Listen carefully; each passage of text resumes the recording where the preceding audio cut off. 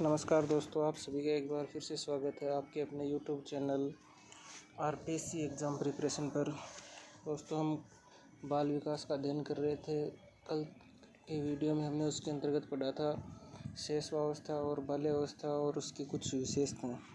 आज हम पढ़ेंगे किशोरावस्था और उसकी कुछ विशेषताओं के बारे में।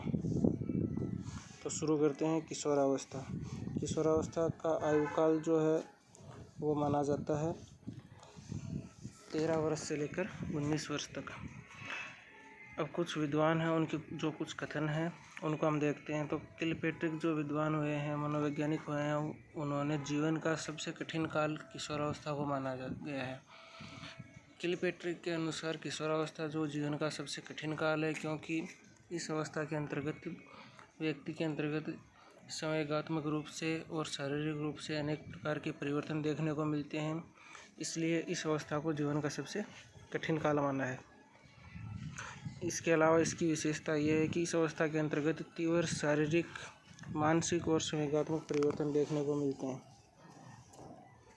इसके बाद इसके अंतर्गत स्टैनली हॉल जो मनोवैज्ञानिक हुए हैं, उन्होंने इस अवस्था को त्वरित या आकस्मिक विकास की अवस्था माना है। उनके अनुसार इस अवस्था के अंतर्गत व्यक्ति के जीवन में अचानक से अनेक प्रकार के परिवर्तन देखने को मिलते हैं, इसलिए उन्होंने त्वरित या आकस्मिक विकास की अवस्था इसको माना है। थॉर्नडाइक और होलिंगबर्थ जो मनोवैज्ञानिक हुए हैं, उनके अनुसार किशोरावस्था जो है वह क्रमिक विकास की एक अवस्था है। उनका मानना है कि यह एक क्रम के रूप में चलती है, जैसे सबसे पहले शैशवावस्था, बाल्यावस्था, उसके बाद किशोरावस्था, तो यह उसी क्रम को फॉलो करते हुए आगे चलती है। उसके बाद बिग्गे और हंट नामक जो मनोवैज्ञानिक हुए हैं, उन्होंने किशोरावस्था की विशेषताओं को सर्वोत्तम रूप में व्यक्त करने वाला जो शब्द है वह दिया है। उसका नाम क्या है? परिवर्तन।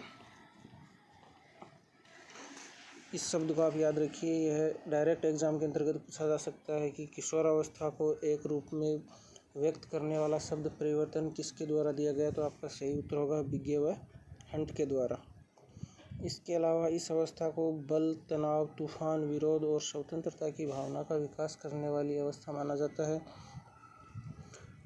हेडो कमेटी जो है उसके अनुसार 11 से लेकर 12 वर्ष की आयु के अंतर्गत बालकों की नसों में एक तीव्र ज्वार उठता है और इसी ज्वार को क्या नाम दिया गया है? किशोरावस्था दिया गया है। ये क्वेश्चन भी 2-3 बार एग्जाम के अंतर्गत पूछा जा चुका है। तो आपसे पूछा जाए कि 11 से 12 वर्ष की आयु के अंतर्गत बालकों की नसों में तीव्र ज्वार उठता है, यह कथन किसके द्वारा दिया गया है? हेडो कमेटी के द्वारा दिया गया। उससे अगली विशेषता है इसकी वीर पूजा या नायक पूजा, हीरो वर्शिप। हीरो वर्शिप से तात्पर्य यह है कि बालक इस अवस्था के अंतर्गत किसी आदर्श को फॉलो करते हैं और उसे अपना सब कुछ मानते हुए, उसका अनुसरण करते हुए आगे बढ़ते हैं। उसके बाद इसकी विशेषता है दिवास्वप्न यानी फैंटेसी, यानी इस अवस्था के अंतर्गत बालक जो है वह स्वप्न की अवस्था में जीता है और वह अपने आप से ही बातें करने लग जाता है।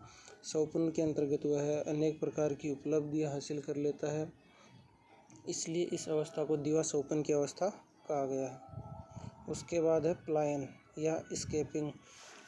बालक जो है वो किशोरावस्था के अंतर्गत बच के निकलने का प्रयास करता है, तो इस कारण से इसको क्या कहा जाता है? पलायन की अवस्था कहा जाता है। इसके बाद इसकी विशेषता है काम शक्ति में परिपक्वता। सबसे पहले हमने देखा था कि शैशवावस्था के अंतर्गत व्यक्ति के अंतर्गत काम भावना पाई जाती है। उसके बाद बाल्यावस्था में वह काम भावना जो है वो मार्गांतरीकरण करके खेल कूद और शिक्षा या फिर अन्य किसी क्षेत्र के अंतर्गत चली जाती है। और किशोरावस्था में आता है बच्चा, तो उसके अंतर्गत काम शक्ति पुनः लौट आती है और वह एक परिपक्व रूप के अंतर्गत लौटती है। उससे अगली विशेषता है विपरीत लिंगी आकर्षण। विपरीत लिंगी आकर्षण की विशेषता हमने शैशवावस्था के अंतर्गत भी देखी थी। शैशवावस्था के अंतर्गत भी हमने देखी थी कि लड़का जो है वो अपने माता के साथ और लड़की जो है वो अपने पिता के साथ अधिक रहना पसंद करते हैं। उसके आगे वाली विशेषता है अस्पष्ट व्यक्तिक स्थिति।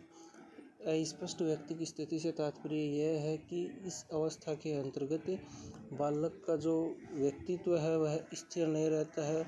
वह दुविधा के अंदर उलझा हुआ रहता है कि उसे क्या करना चाहिए, क्या नहीं करना चाहिए। तो इस अस्पष्टता की स्थिति को क्या कहा जाता है? अस्पष्ट व्यक्तिगत स्थिति। उसके बाद अगली विशेषता है अस्थिर व अव्यवस्थित आत्म प्रत्यय। इसका मतलब ये हुआ कि उसके जो संवेग हैं वह अस्थिर रहते हैं। कभी उसके मन में विचार उठता है कि वह यह काम कर ले, थोड़ी देर बाद उसके मन में विचार आता है कि यह नहीं, यह काम करे तो यह उसके लिए ज़्यादा बेटर रहेगा। इस प्रकार की जो अस्थिरता की स्थिति है और अव्यवस्थितता की जो स्थिति है वह कौन सी अवस्था में पाई जाती है? किशोरावस्था में पाई जाती है। उसके बाद अगली विशेषता है स्व पहचान की खोज का समय। इस अवस्था के अंतर्गत बालक स्वयं को जानने का प्रयास करता है तथा अपनी एक पहचान बनाना चाहता है। वह चाहता है कि समाज के सभी लोग उसे इज्जत की नज़रों से देखें तथा उसका सम्मान करें, तो वह अपनी पहचान बनाने के लिए उसकी ओर अग्रसर होता है। इसलिए इस अवस्था को कहा जाता है स्व पहचान की खोज का समय। उसके बाद आत्म चेतना व आत्म सम्मान की भावना, यानी बालक इस अवस्था के अंतर्गत आते आते सोचता है कि इस समाज के अंतर्गत उसकी भी कोई रेपुटेशन है, उसकी भी कोई इज्जत है, तो वह इसी भावना को फॉलो करते हुए आगे बढ़ता है। इसके बाद है अवास्तविकताओं का काल। अभी हमने ऊपर कुछ पॉइंट पहले डिस्कस किया था कि इसके अंतर्गत बालक जो है वह अवास्तविक स्थिति के अंतर्गत रहता है। तो इस अवस्था को अवास्तविकताओं का काल कहा जाता है। वह दिवा सोपन की अवस्था में रहता है, काल्पनिक जगत के अंतर्गत विचरण करता है।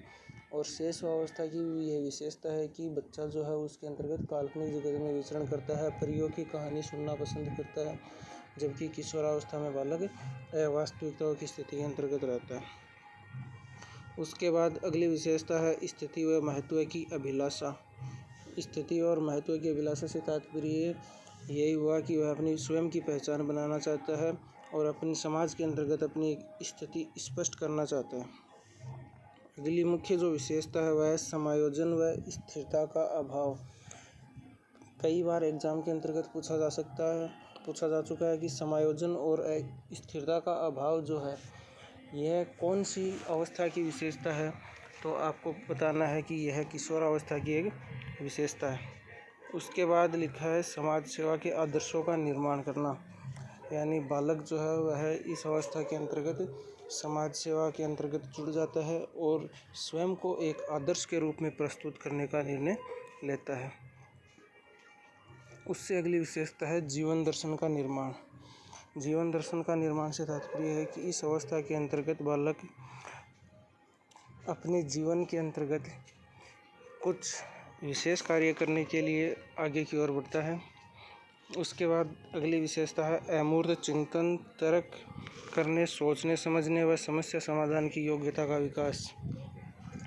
अमूर्त चिंतन से तात्पर्य है कि किसी भी बात को वह तार्किक रूप से सोचने लगता है, तर्क करने लगता है, किसी भी बात के ऊपर वह बहस करने लगता है, उसके पक्ष विपक्ष के बारे में जानने लगता है, उसको सोचने समझने लगता है और किसी भी समस्या के वह समाधान करने की योग्यता का उसके अंतर्गत विकास हो जाता है। उसके बाद प्रसिद्ध मनोवैज्ञानिक वह हैं वैलेंटाइन। वैलेंटाइन ने इस किशोरावस्था को क्या नाम दिया है? घनिष्ठ और व्यक्तिगत मित्रता की अवस्था उसने बताया है। और इससे अगली विशेषता वैलेंटाइन के द्वारा बताई गई है वह है अपराध की प्रवृत्ति का नाजुक समय। तो यह दोनों विशेषताएं किसके द्वारा बताई गई हैं? वैलेंटाइन के द्वारा बताई गई हैं।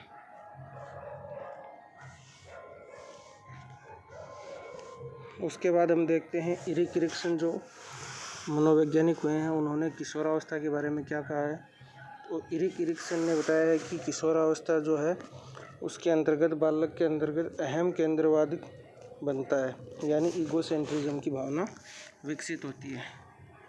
इसके अलावा उन्होंने बताया है कि इस अवस्था के अंतर्गत पहचान बनाम भूमिका भ्रांति, इस अवस्था के अंतर्गत ये विशेषता बताई गई है इरिक एरिक्सन के द्वारा कि इस अवस्था के अंतर्गत बालक में पहचान बनाने और भ्रांति यानी उसके अंतर्गत मस्तिष्क में आने वाले जो विचार हैं उनके अंतर्गत विरोध की भावना जो पाई जाती है, यानी अपनी पहचान बनाने की जो भूमिका है उसके अंतर्गत वह लगा हुआ रहता है। उसके बाद अगले मनोवैज्ञानिक हुए हैं डेविड एल्काइड। डेविड एल्काइड के अनुसार अहम केंद्रवाद है उसको दो अवस्थाओं में बांटा है। पहला तो व्यक्तिगत कथाएं, दूसरा काल्पनिक श्रोता। व्यक्तिगत कथाओं से तात्पर्य उदाहरण के द्वारा हम समझते हैं कि कोई बालक कहता है कि जो मुझ पर गुजर रही है वो आप नहीं समझेंगे, अर्थात वह स्वयं को दुख भरी स्थिति के अंतर्गत बताना चाहता है। और काल्पनिक श्रोता से तात्पर्य है कि कोई व्यक्ति उसे नहीं देख रहा है, उसके बाद भी उसे लग रहा है कि कोई व्यक्ति उसको देख रहा है, उसे फॉलो कर रहा है, तो ऐसी स्थिति उसके अंतर्गत काल्पनिक श्रोता की स्थिति बनी हुई होती है। स्टैनली हॉल ने अपनी पुस्तक जो है एडोलसेंस, जो 1904 में प्रकाशित हुई, तो ये एडोलसेंस नाम जो है वो आप ध्यान में रखना, ये भी 2-3 बार एग्जाम के अंतर्गत आ चुका है। उन्होंने किशोरावस्था को आंधी, तूफान व झंझावतों की अवस्था माना है। अगली किशोरावस्था से संबंधित कुछ जो कथन है वो है कोलसनिक, जो मनोवैज्ञानिक हुए हैं, उनके अनुसार किशोर जो हैं वो प्रौढ़ों को अपने मार्ग की बाधा समझते हैं क्योंकि वे उनको स्वतंत्रता प्राप्ति से रोकते हैं। अर्थात किशोर जो हैं वो वयस्क आदमियों को अपने मार्ग की बाधा के रूप में देखते हैं। सॉरी दोस्तों, थोड़ा सा हाँ ठीक है। किशोर जो है वो प्रौढ़ों को अपने मार्ग की बाधा समझते हैं क्योंकि वे उन्हें स्वतंत्रता प्राप्ति से रोकते हैं। यह कथन किसका है? कोलसनिक का है। क्योंकि किशोर कुछ और कार्य करना चाहते हैं लेकिन वयस्क आदमियों को पता रहता है कि यह उनके लिए उचित है या अनुचित है। जब वे उनको इस कार्य के लिए रोकते हैं तो किशोर जो है वो वयस्क आदमियों को अपने मार्ग की बाधा के रूप में समझते हैं। अगला क्रो एंड क्रो का कथन है, किशोर वर्तमान की शक्ति और भविष्य की आशा है। जैसा आप सभी को पता है कि युवा शक्ति है, उसके अंतर्गत बहुत ताकत होती है, तो उसी आधार पर बताया है क्रो एंड क्रो ने कि किशोर जो है वो वर्तमान की शक्ति है और भविष्य की आशा है। तात्पर्य ये हुआ कि आगे जो भी परिवर्तन होना है वह किशोरों के ऊपर ही निर्भर करता है। अगला कथन है रोस का। रोस के अनुसार किशोर समाज सेवा के आदर्शों का निर्माण और पोषण करते हैं। स्किनर ने क्या कहा है कि किशोरों को निर्णय लेने का कोई अनुभव नहीं होता है। तो ये जो प्रमुख कथन है ये आपको याद रखने हैं। इसके अंतर्गत एक स्किनर का इम्पोर्टेंट है और क्रो एंड क्रो और कोलसनिक तो 1-2 बार एग्जाम के अंतर्गत आ भी चुका है। उसके बाद मनोवैज्ञानिक हुए जर्सिल ने कहा है कि किशोर अवस्था वह अवस्था है जिसके अंतर्गत एक विचारशील व्यक्ति बाल्यावस्था से निकलकर परिपक्वता की ओर संक्रमण करता है। अगले मनोवैज्ञानिक हुए हैं वुडवर्थ के अनुसार व्यक्ति की बुद्धि का उच्चतम विकास 15 से 20 वर्ष की अवधि के अंतर्गत हो जाता है। वुडवर्थ का क्या कहना है कि व्यक्ति का जितना भी विकास होता है उसका हाईएस्ट लेवल जो है वो 15 से 20 वर्ष की उम्र के अंतर्गत होता है। अगले मनोवैज्ञानिक हुए स्टैनली हॉल ने कहा है कि किशोरावस्था एक नया जन्म है क्योंकि इससे उच्चतर व श्रेष्ठतर मानव विशेषताओं का जन्म होता है। तो इसको आप इस प्रकार से याद रखेंगे कि आप मान लीजिए कि किसी हॉल के अंदर से गुजर रहे हैं या किसी गुफा के अंदर से गुजर रहे हैं तो आपको दूसरी साइड का नज़ारा देखने को मिलेगा। आपको ऐसा लगता है कि हम किसी नई जगह पे आ गए हैं, तो इसको आप इस आधार से जोड़ सकते हैं कि किशोरावस्था जो है वो क्या एक नया जन्म है जिसके अंतर्गत उच्चतर व श्रेष्ठतर मानव विशेषताओं का क्या होता है, जन्म होता है। ठीक है दोस्तों, ये हो गई हमारी किशोरावस्था की विशेषता और कुछ प्रसिद्ध मनोवैज्ञानिकों के कथन। इसके बाद हम पढ़ेंगे बाल विकास के जो सिद्धांत हैं विभिन्न मनोवैज्ञानिकों के द्वारा दिए गए, उनका अध्ययन करेंगे। ठीक है दोस्तों, आज के लिए इतना ही। Thank you.